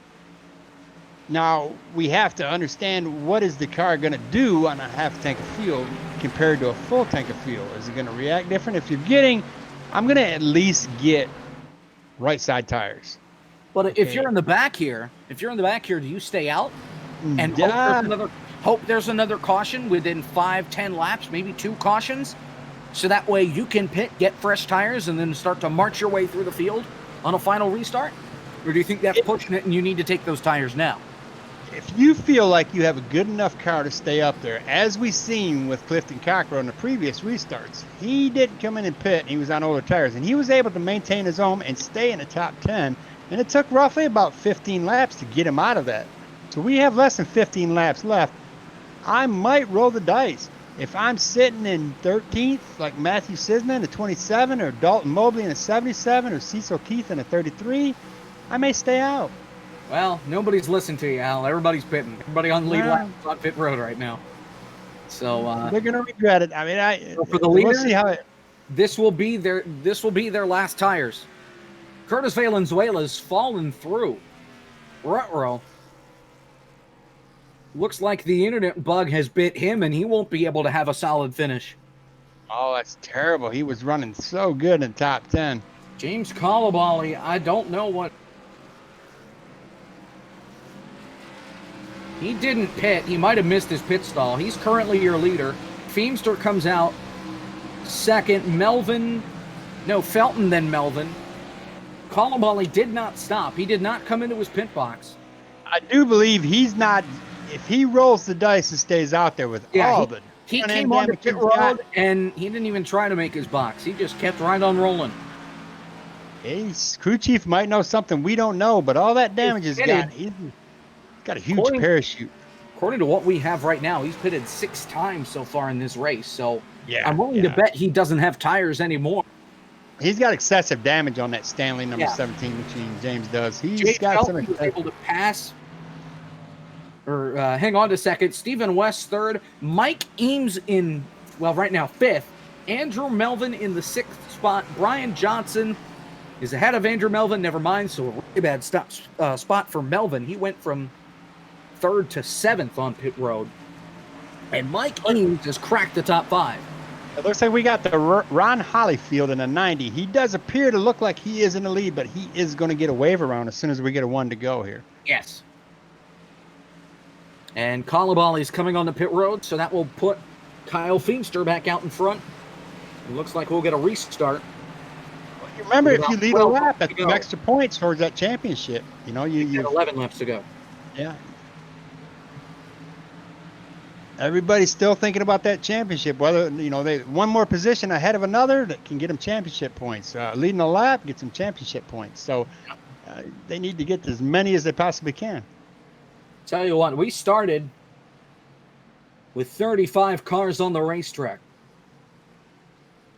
We now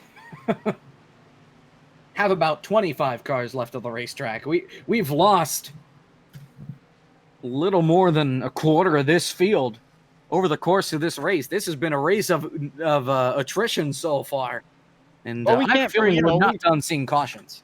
We had the 82 of Manazzi Major. He got involved in a very horrific wreck.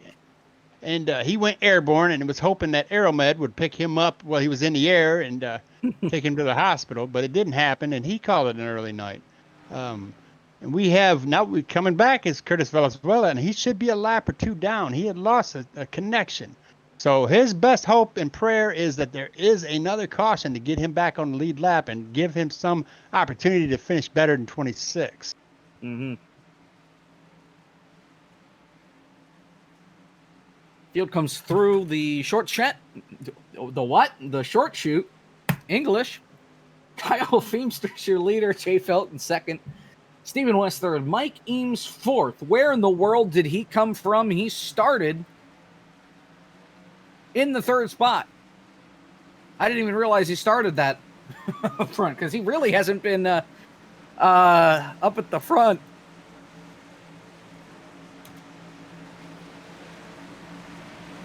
Green flag. Here we go. 11 laps to settle it here at Pocono. Feemster with another great restart.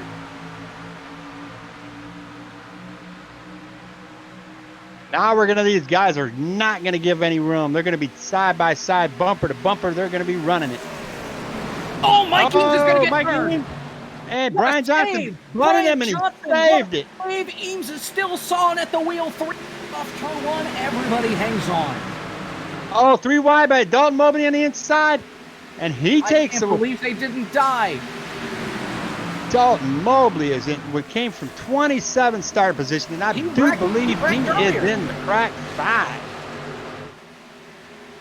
He was involved in a wreck, and here he is up right now in the 6th position with Michael Schuer in 5th. He also wrecked. What? All it takes is one boo-boo from somebody else or somebody Brian to benefit. Johnson back all over the back bumper of Mike Eames and almost wrecked him again. This turn, we've got crashing in the back. Crash hard in the wall. Gervais is involved. Colomali's involved. Marty Walters down on pit road. He spun onto pit road. A vicious crash on the front straightaway, and the caution flag is back out. It all started back with James Colomali.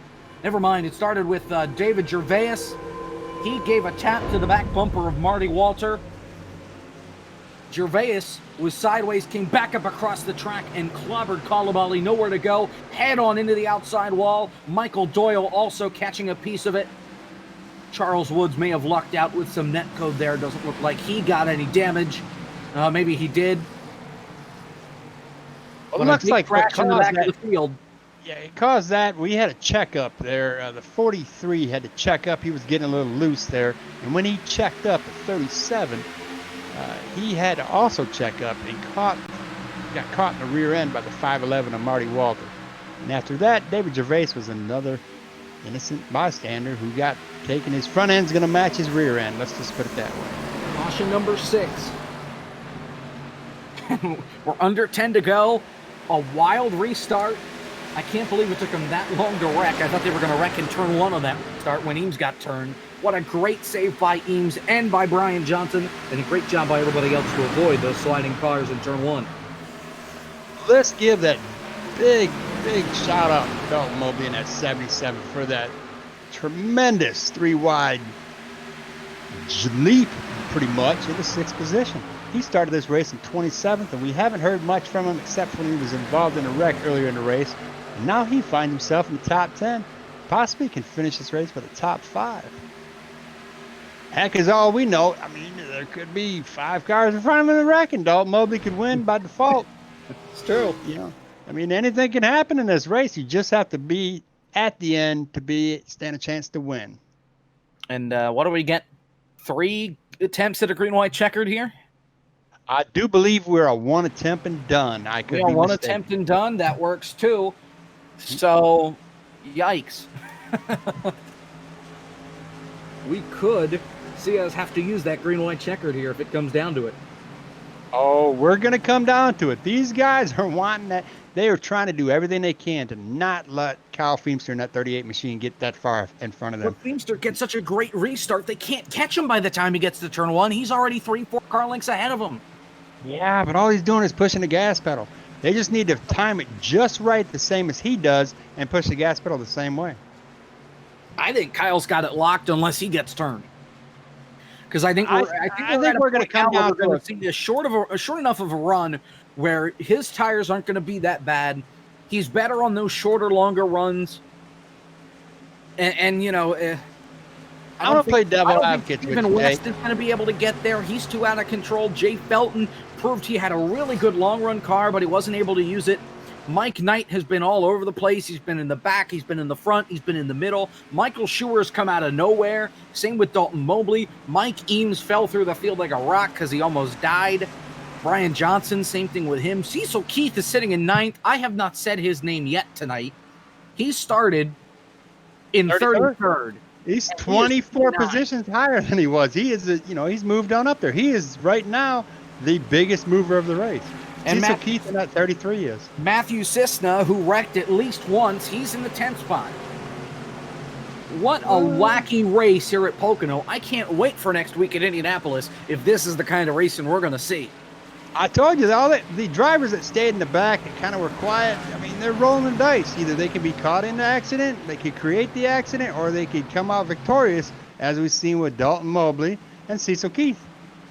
And let's not forget Matt Cisna in the 27. I mean, he started 23rd, and here he sits in the top 10. Matt Hornbuckle, he has taken his car to the garage after sitting on pit road for a nice little while, so he's done. He wrecked like 20 laps ago, I think. We've had 6 cautions. It's tough to pinpoint when they wrecked Hey, and when they happened. we've got the 30 of Keith White. He started in 37th, and here he sits 13th. He wrecked 2 laps ago. Yeah. He wrecked 3 cautions ago. He was in that big wreck in turn 3. And He's here he is now hoping in it's 13th. not done yet. Keith White's thinking, I could end up in the top 10 and really not have to race anybody. These guys are going to wreck each other out. I One think lap I'm to going to green. see Stephen West, Jay Felton, and Kyle Feemster take each other out before the end of this race. Right now, I think we have 16 cars that are up to full speed. Andrew Melvin is the last one on that list. He fell to 16th. What in the world happened to him? David Gervais has taken the night off. Done. He's taking it home. But he didn't have a front end and he didn't have a rear end. He is endless. He pretty much put the nail in the coffin with that last wreck. He was already damaged pretty badly. And then he was involved in that last one when him and Marty Walter made contact off of turn 3. So Kyle Feemster still out in front. We will get a restart here with 6 laps to go. If we see the white flag, the next flag ends it. If we see a caution flag between now and the white flag, we're going to overtime. Jacob, if you watch this race, if the 74 Stephen West does not give Kyle Feemster an inch advantage, we're possibly going to see a new leader, because Kyle Feemster is not very good on the inside, but on top line, he will walk away from you. But behind Stephen West is Michael Knight in that 68 machine, who is also just as competitive on the outside line as Kyle Feemster in the 38. Well, I can tell you what I'm thinking of right now, what I'm dreaming is similar to what happened in 2012 here at Pocono when Jimmy Johnson and I think it was Matt Kenseth dove down into turn number 1. Car on the inside got loose. Both of them went up off the racetrack. They started crashing. Jeff Gordon winds up. He was like 5th going into turn 1. He winds up with the lead and wins the thing. Now, of course, it was raining there. We don't have that problem. Here we go. Green flags. Just, to go, he gave it to him. Is gone. He gave it. Dalton Mobley on the outside of the 75 machine. He's going to take 5th, I believe. And he's not giving up there. He's coming up. He wants to finish in the top 3. 3 wide. Mobley is one further back. inside of Here they come through turn 1. Looks like everybody's going to be able to keep the cars straight this time around. And now Feemster starting to break the draft down the back straightaway with Stephen West, a gaggle of cars 5th on back. Yeah, Stephen West. Here comes Johnson. He's going to send it on Mobley into turn 2. And he's going to make it stick. What a send by Brian Johnson to take the top 5. Here comes Felton, inside for 2nd. Washed up the racetrack a little bit. You've got Mike Knight running the high side behind them. Mike Knight almost crashes it. They almost crash for 2nd. West gets the better run on the high side. Just 5 laps to go at Pocono. Blocking further back. Jeffrey Smith almost got turned around. Into turn 1, we got Keith. What a save. Oh, he door dinged a mess out of Matthew Cisner in that 27. And they're still sliding down the back straightaway. Oh, they're fighting. Michael Eames going to the inside of Dalton Mobley in that 77 machine, and Michael Eames is going to take it off the turn there. Taking 3rd spot away. They're almost crashing. Keith again. They hang on. Coming to 4 laps to go. Felton and Johnson side by side for the 4th spot. Let's focus on the battle. Oh, yeah. There's going to be a wreck in that backpack right there, starting with the 27 of Matthew Cisner. Yeah, I see something ugly coming out of there. Right now, 4 laps to go here at Pocono. And Kyle Feemster's pulled off to almost a 2nd lead over Stephen West. Brian Johnson on the outside is going to take 3rd away from Felton in turn 1, or is he? Yes. 3rd spot goes to Brian Johnson. The other 2 Johnsons have been involved in accidents. Brian's the only one that's been able to keep the car clean. It is 3 wide. Oh, my gosh. 4 wide down the back straightaway. We're still 3 wide. 12th. Yeah. Still 37. Going into 3. They bail out of it. That's Cecil Keith that says, heck with this. I'm out of here. He drops back. See this happening. Coming to 3 laps to go. They're running out of time to go. Harry Wills is caught up in that, as well as Clifton Cockrell. Here comes Wills underneath Keith. Further up, a battle. Well, maybe that's for the 8th spot. Melvin, Cisna, and Mobley fighting for the 8th position. Slowly, Stephen West is catching Kyle Feemster in at 38, but I don't know if he has enough time. Kyle Feemster is in a different zip code. Gap still just about 7/10 of a second. They'll come to 2 laps to go this time by. Cisna has gotten into the 8th spot. He's gotten away from all the... Meanwhile, Cecil Keith has fallen to 12th. Here comes Melvin on Cisna. This is for 8th.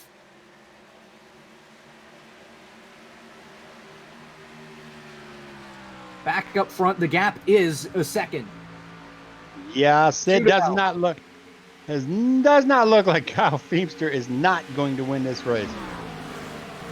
Battle for... This is still for 8th between Melvin and Cisna, side by side. I'm watching the line that Kyle Feemster has run, and it's almost like that vehicle is on a track with a remote control. He doesn't skip a beat. He hits his marks perfectly. I mean, you've almost got to pray that something happens, like he sneezes or something and hits the wall, because he's not going to. They all wrecked. Cisna got very close to put him and Tong in the inside wall. They all hang. Going through turn 3, here's your leader. Kyle Feemster comes around. White flag in the wind. One more to go at Pocono. Next flag ends the race. 3 more corners, 3 more lefts, and he is going to be the champion of this race. 2.5 miles, a little less than that. The quest for Stephen West to take the win, it may not pan out. Down the long pond straightaway for the final time.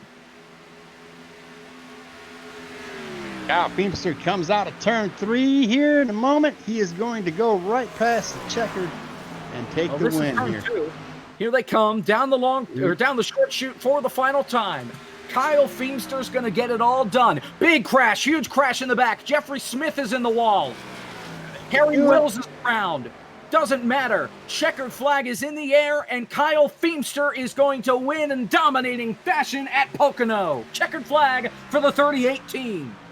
Stephen West second, Brian Johnson third, Jay Felton fourth, and Mike Knight comes home in fifth. The big crash in turn 2 involved Jeffrey Smith and Harry Wills. Harry Wills just got turned off the bumper of Jeffrey Smith and then got clobbered again up at the top of the track. They were fighting way back for, I believe, 14th, 15th or so. When Wills turned right across the nose of Jeffrey Smith, contact was made. Wills kept it out of the inside wall, hooked it back at the racetrack, and just caught the left rear corner panel of Smith and sent him hard into the outside wall. Keith White also caught a piece of it. Caught Wills as he was bouncing off of Smith. So another crash here at Pocono, but a win for Kyle Feemster nonetheless. As I'm watching Kyle Feemster do his victory lap here, I'm watching some good sportsmanship with several of those drivers that he's been racing with all night, just go up and give them a little rub on the back of that bumper with the front end of their car. Let's watch his burnout for Kyle Feemster in that 38. Looks like this ain't the first time he's ever done this. Remember all the talking we saw back and forth between him and Caden Rush last week? Well, Caden Rush didn't show up, and here's Kyle Feemster. Let's run down through the order here. Let's run down through the finishing position, or the finishing positions, the unofficial results, if you will, here from Pocono Raceway. Kyle Feemster's your winner. The 74, Stephen West, he finishes second. Brian Johnson in the third spot. Jay Felton in the 8 in fourth. Mike Knight comes home in the 5th position. Mike Eames will bring it across the line in 6th. Michael Schur came back from the dead. He's 7th. Andrew Melvin, after falling way back in the late bit of this one, he finishes 8th. Matthew Cisna somehow finishes P9 in the 27, and Brian Tong rounds out the top 10. And we have a 16 at Clifton Cockrell, who somehow, some way has stayed himself to the front of this pack, is in the 11th. Cecil Keith snuck his way from 33rd to finishing 12 in that 33 car. Curtis Venezuela in the 36, he's started 30th and he finished 13th. It's a great comeback. Hollingsworth. Yes, it's a great comeback. Jeff Hollingsworth in that 97, he finished 14th. Dalton Mobley finished the top 15. Keith White in the 30, he finished 16. Marty Walters finished 17 in the 511. The 40 of Charles Woods is 18th. Craig Johnson in the 83 is 19th. And Paul Olson, who started 34th and finished 20th. Kyle Feemster did the definition of burning it to the ground. He blew the motor straight away. Ron Hollyfield, he finished in the 21st position on the lead lap in the 90 car. Then Michael Doyle in the 12, he finished 22nd. Jeffrey Smith, and Jeffrey Smith was able to limp it across the line home in 23rd after that last crash on the white flag lap. James Colabali finished 24th, the last car on the lead lap. Harry Wills finished 1 lap down in the 25th spot after getting crashed on that last lap. Chris Johnson, he will finish 26th, 3 laps down in that number 2 car. David Gervais in the 5 will finish 8 laps down in the 27th position. Austin Bolke in the 25, 28th. And Munatsi Major, after getting his wings in the 82, he finished 29th. Both of them 34 laps down, as well as the 30th place Tyler Pluff, who went blind. He finished in the 30 position, 34 laps down. And to finish this field out, we have Corey Walters at the 14. He finished 31st. Ben Quimby in the 10. He finished 32nd. Sam Lear in the 78 finished 33rd. Matt Hornbuckle in the 56. He finished 34th. And Gregory Hectus, first one to be out of the race, finished 35th. And that is all she wrote. There's your rundown. There is your finishing order. Here at Pocono, next week, we get to go to another 2.5-mile track of Indianapolis, and we'll see what our winner today, Kyle Feemster, can do next week at Indianapolis. He's here with us now, and Kyle, you put on a clinic here at Pocono. Tell us about it. Hey, thanks, man. Just being the boys trying to set up the car, and I think we got something pretty good for this week. I won a race earlier in the week, so I knew we had something good for tonight. But I think we were more of a long run car, the whole team as a whole, and we couldn't get them long runs. There was that we had 20 lap run, there from 50, 40 something to 60 something before we got that caution, and there was some guys catching me. So maybe we're just a middle of the ground car. So I think we got some work to do, but good race all around. Makes up for last week. We had a rough go there. So thank you. Well, it was a stellar win, Kyle. A stellar win. It was a great performance. Not only did you win the race, but I think you led the most laps during this race.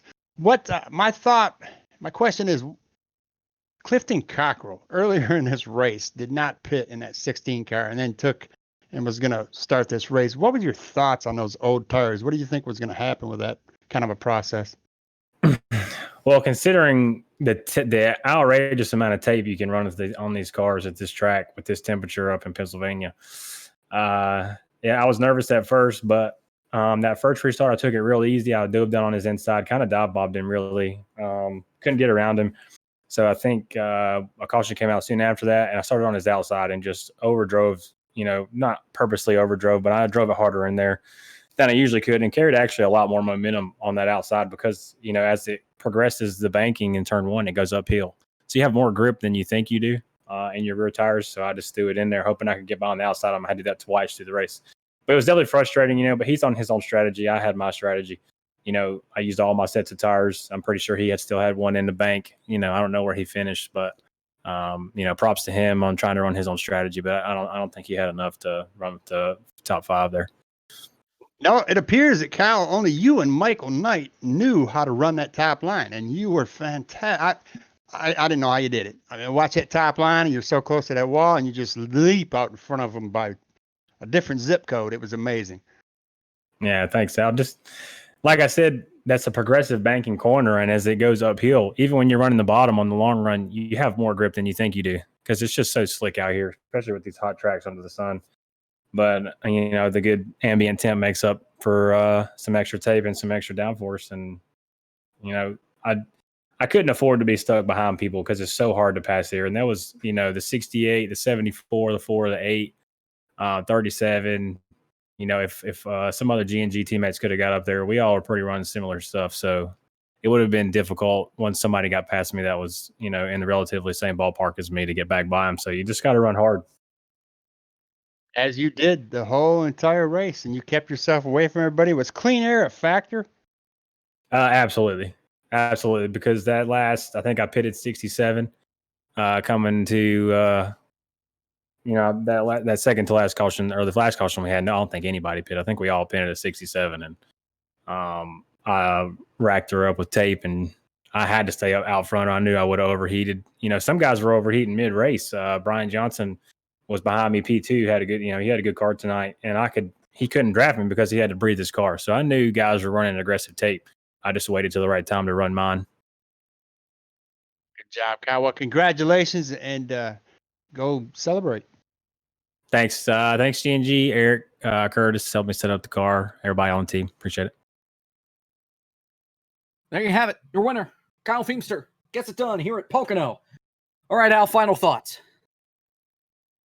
I can't wait to see what Indianapolis holds. I'm hoping that we have the battle that was going to go on with Kyle Feimster this week and an unannounced driver that didn't show up tonight, and see if he shows up next week, and let's see what unfolds.